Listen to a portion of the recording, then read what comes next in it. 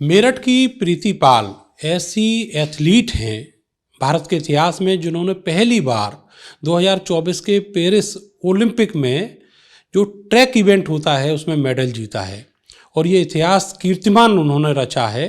अब केंद्र की सरकार उनको अर्जुन अवार्ड से नवाजने जा रही है। मेरे साथ प्रीति पाल हैं। प्रीति, बहुत बहुत बधाई आपको और बहुत स्वागत है आपका भारत समाचार पर। ये बताइए कि ये जो अवार्ड है आपको मिल रहा है तो इसके बाद कितनी आपको खुशी है और इसका क्रेडिट आप किसको देना चाहती हैं?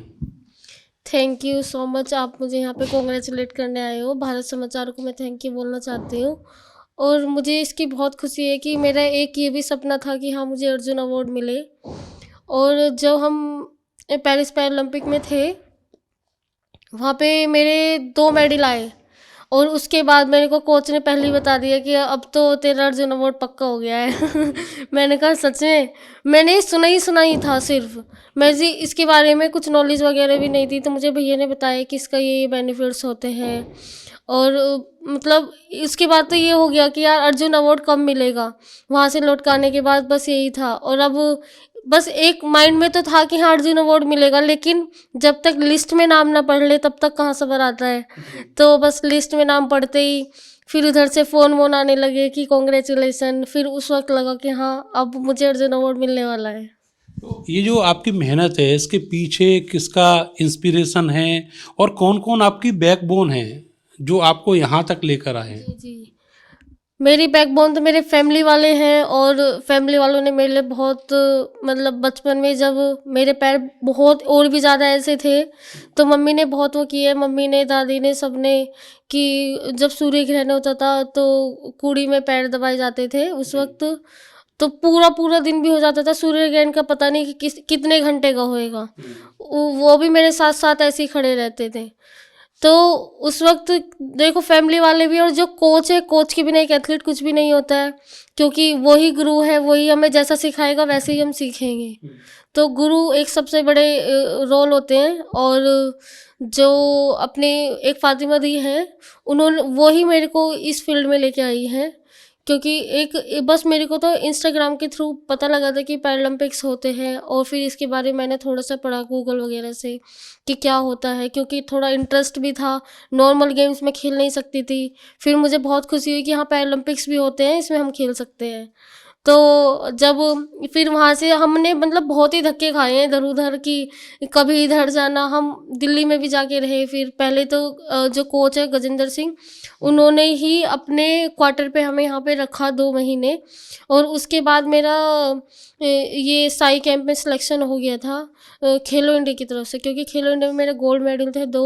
उसकी तरफ से मेरा वहाँ पे सिलेक्शन हो गया। फिर मैं वहाँ पे ही रहने लगी, डाइट मुझे वहीं वहीं पे मिलने लगी, जो कि सबसे मेन रोल होता है डाइट का। डाइट बिल्कुल नहीं मिलती थी मुझे यहाँ पे। मैं साइकिल से जाती थी यहाँ पे, 4 बजे उठ के खाना बना के जाती थी यहाँ पे कैलाश प्रकाश स्टेडियम में ही। तब उधर से आके अगर मैं एक आधा जूस पी लूँ, कभी कभी वो भी, तो ऐसा लगता था कि डाइट पूरी हो जाएगी आज तो। लेकिन वहाँ पे जाके पता लगा कि एक एक जग भर के जूस मिलता है। और बहुत अच्छी डाइट है जवाहरलाल नेहरू स्टेडियम के कैंप की, बहुत अच्छी। जो कि देखो, मतलब 7-8 महीने में 1.5 सेकंड तोड़ना 100-200 मीटर के लिए बहुत बड़ी बात होती है। और ऊपर से टेक्निक्स भी अच्छी हो गई थी, और सिंथेटिक ग्राउंड मुझे वहाँ पे मिल गया था, जिसकी वजह से मेरे वर्ल्ड में और पैरालंपिक में 2 मेडल आए हैं, दोनों दोनों। प्रीति, ये बताइए कि आपका जो फैमिली बैकग्राउंड है वो कहाँ, मतलब कहाँ से हो आप, और जो पिताजी हैं आपके वो क्या काम करते हैं, किस तरीके से इतना संघर्ष किया कि पहले मुजफ्फरनगर से मेरठ और मेरठ के बाद दिल्ली और अब इंटरनेशनल प्लेटफॉर्म पर हम आपको देख रहे हैं? जी जी, देखो, पापा की ना, मतलब शुरू से ही दूध की डेयरी थी, लेकिन उसमें कुछ ऐसी खास कमाई नहीं थी। और जब मैं पैदा हुई थी तो लोगों ने बहुत ताने भी दिए थे कि मतलब लड़की पैदा हुई है, वो भी दूसरी हुई है, वो भी ऐसी पैदा हुई है विकलांग। तो पापा ने बोला कि कोई बात नहीं, कि मेरी बेटी है, मैं इसको पढ़ाऊंगा लिखाऊंगा, इसको इतना कामयाब करूंगा कि अपने पैरों पे खुद खड़ी हो जाएगी, इसको किसी की ज़रूरत नहीं होगी। तो आज वही दिन है, जब मैं उधर से लौट के आई तो सब लोग बहुत खुश हुए। और मतलब लोगों ने बोला भी पापा से, वही लोग बधाई दे रहे हैं, आके माला पहना रहे हैं, बोल रहे हैं कि मतलब कि हाँ भाई, मान गए अनिल, तूने अपनी बेटी को इतना कामयाब कर दिया है। और फिर वहाँ से मतलब सिर्फ पढ़ाई की वजह से ही हम मेरठ आए थे। कोई गेम का तो कोई भी मतलब मैंने सोचा ही नहीं था 12th तक। तो 12th के बाद ही मैंने गेम स्टार्ट किया है अपने।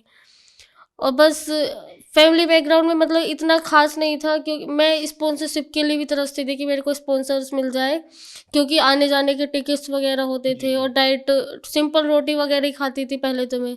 जब से मेरा साई में सिलेक्शन हुआ है, और फिर साई में सिलेक्शन होने के बाद मेरा वर्ल्ड चैम्पियनशिप में सिलेक्शन हुआ था, वहाँ से मुझे ओजी की टीम ने ले लिया था। ओजी की ओलंपिक गोल्ड क्वेस्ट होता है स्पॉन्सर्स, वो जो भी आप बोलोगे वही आपको देंगे। और फ्लाइट के टिकट वगैरह, या तो ट्रेन के टिकट के पैसे भी नहीं होते थे, फिर डायरेक्ट फ्लाइट के टिकट्स वगैरह भी होने लगे।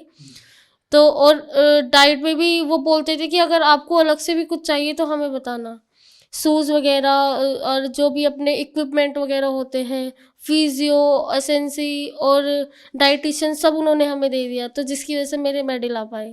अब प्रीति, ये कहा जाता है, मैं कई सारे खिलाड़ियों के परिवारों से मिला हूँ, उनका कहना है कि आज के समय में जो महंगाई का दौर है उसमें एक खिलाड़ी को घर में बनाना वो इस तरीके से है जैसे कि आपने कोई हाथी पाल लिया हो।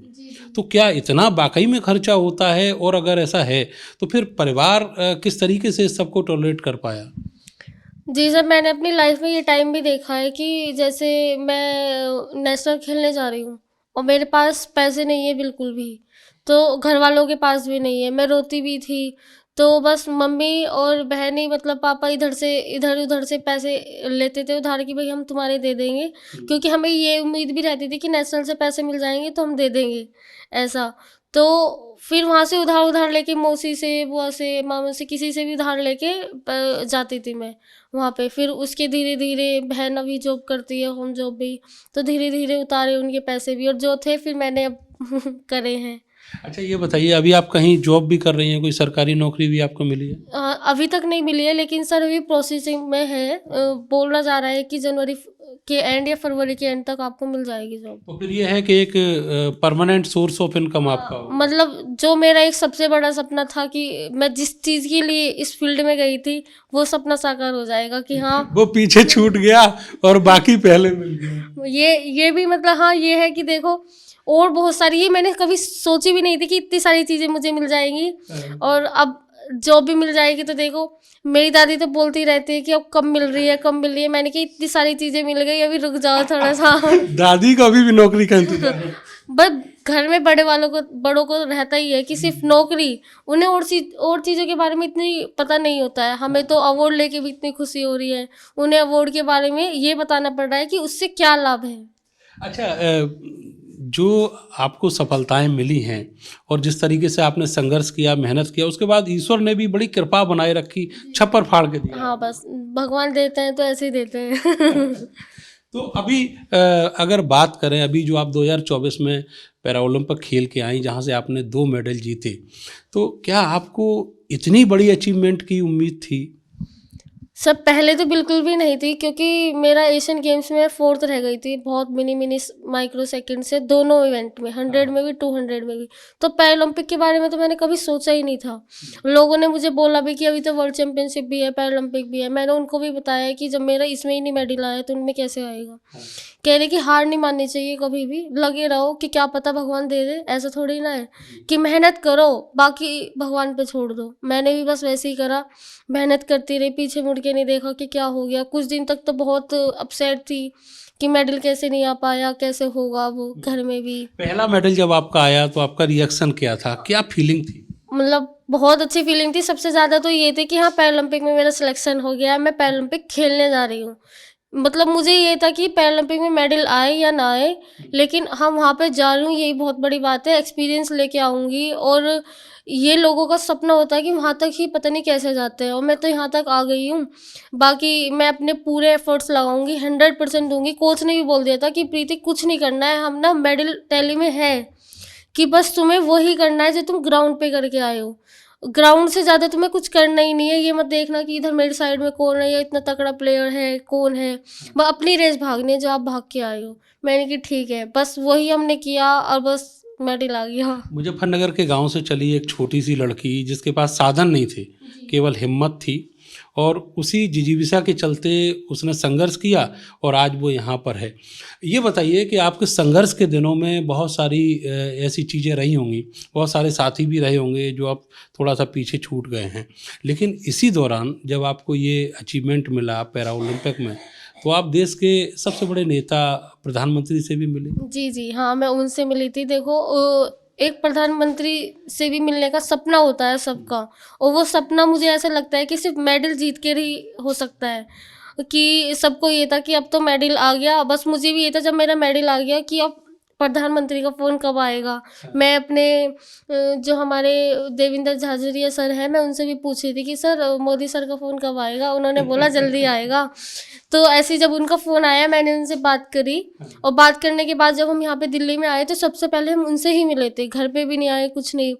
तो जब मैं उनसे मिली मैंने उनसे बोला, और वो सर भी उन्होंने बोला कि बधाई हो बेटा, आपको तो डबल 2 मेडल लेके आए हो आप, और ऐसे ही नाम रोशन करते रहो, आगे बढ़ते रहो। मैंने कि सर ये सब आपकी वजह से है, आप सबकी ब्लेसिंग्स। कह रहे कि नहीं बेटा, हमारी तो दुआएं हैं, मेहनत तो आप करोगे कि और आगे ऐसे ही बढ़ते रहो, हम तुम्हारे साथ हैं। मैं भी जिक्र कर रहा था आपके जो साथी पीछे छूट गए हैं। मैंने आपको यहाँ मेरठ के कैलाश प्रकाश स्टेडियम में उस बहुत सारी चीज़ों के लिए संघर्ष करते हुए भी देखा है, जहाँ पर पैरा ओलंपिक खिलाड़ी बहुत सारे मौजूद रहे हैं। तो आप क्या मानती हैं कि अभी जो बूस्ट करने के लिए और क्या क्या सरकार कर सकती है? जो चीज़ें आपको हासिल नहीं हुई वो अगर दूसरों को मिलें तो वो भी बहुत सारे प्रीति पाल की तरह नाम चमकाएंगे देश का। जी, ऐसे बहुत सारे खिलाड़ी हैं जो मेरे साथ ही इन्होंने स्टार्ट किया था, लेकिन वो अभी भी वहीं पे हैं। मतलब उनको स्पॉन्सर्स वगैरह नहीं मिल पा रहा, जिसकी वजह से वो आगे नहीं बढ़ पा रहे हैं। अभी ऐसा है कि ग्राउंड लेवल पे ही हैं, उनको इतना लोग कोई जानते भी नहीं है। काफ़ी नेशनल्स खेल लिए, नेशनल में मेडल भी आ गया है, लेकिन आगे नहीं बढ़ पाए हैं क्योंकि उनको सपोर्ट नहीं मिल पा रहा है। अगर उनको एक बार सपोर्ट मिल जाएगा तो वो भी मेरी तरह आगे बढ़ जाएंगे। मेरे को तो ये था कि बस एक अच्छा वो मिल गया, खेलो इंडिया से कैंप मिल गया मेरे को, और वहाँ से मैं चली गई, और कोच भी दूसरे मिल गए जिन्होंने मेरे ऊपर इतनी मेहनत करी कि हाँ इसका मेडल आएगा। तो बस यही है, एक ओजीक्यू का सपोर्ट जो सबसे बड़ी चीज़ होती है। मैं तो एक गो स्पोर्ट्स में जाना चाहती थी, वो उससे थोड़ा कम है, लेकिन ओजीक्यू बहुत अपर लेवल का है कि हाँ मतलब ओजीक्यू मेरे को मिल गया। मैं तो सपने में भी नहीं सोच सकती थी, इतनी सारी चीज़ें हो गई है। ये बताइए प्रीति, अब आपके जीवन के और क्या क्या सपने हैं जो बाकी हैं, और कहाँ अपना जो मेहनत है उसको ले जाना चाहती हैं देश के लिए? हाँ जी, ये अभी सितंबर में हमारा वर्ल्ड पैरा एथलेटिक चैम्पियनशिप इस बार दिल्ली में ही हो रहा है, अपना इंडिया ही करा रहा है। तो मैं ये चाहती हूँ कि मैं उसमें अपने मेडल का कलर चेंज करूँ, जो कि ये बहुत अच्छा होगा कि अगर मैं अपने देश में ही अपना मेडल का कलर चेंज करूँगी, इससे अच्छा कुछ नहीं होगा। और फिर हम आगे भी पैरालंपिक के लिए फिर मैं गोल्ड लाना चाहती हूँ, जिसके लिए मैं पूरी मेहनत करूँगी, और बस आप सबका सपोर्ट और ब्लेसिंग्स ही चाहिए। ईश्वर आप पर अपनी कृपा बनाए रखे। उसके बाद अर्जुन अवार्ड के बाद तो खेल रत्न का वो होता है। बड़ी अचीवमेंट, और जितना बाकी बचा हुआ है सब कुछ चाहिए प्रीति को, और वो पूरी तरीके से आश्रित हैं अपनी मेहनत के ऊपर। जिस तरीके का उन्होंने संघर्ष किया, और वो संघर्ष जो है वो अब चमकने लगा है, रिजल्ट देने लगा है, और अब उनको अर्जुन अवार्ड मिलने जा रहा है। बहुत बड़ी खुशी की बात यह है कि मुजफ्फरनगर के एक छोटे से गांव से आई हुई लड़की जो साधनहीन थी, यहाँ पर उसके पास सिवाय मेहनत के और एक दृढ़ निश्चय के कुछ भी नहीं था। उसने ये सब कर दिखाया अपनी मेहनत के बूते, और अब वो पूरे अंतर्राष्ट्रीय मंच पर चमक रही है, और उसकी जो चमक है आगे आने वाले सालों में भी दिखाई देगी। कैमरा सहयोगी सानू के साथ में नरेंद्र, भारत समाचार, मेरठ।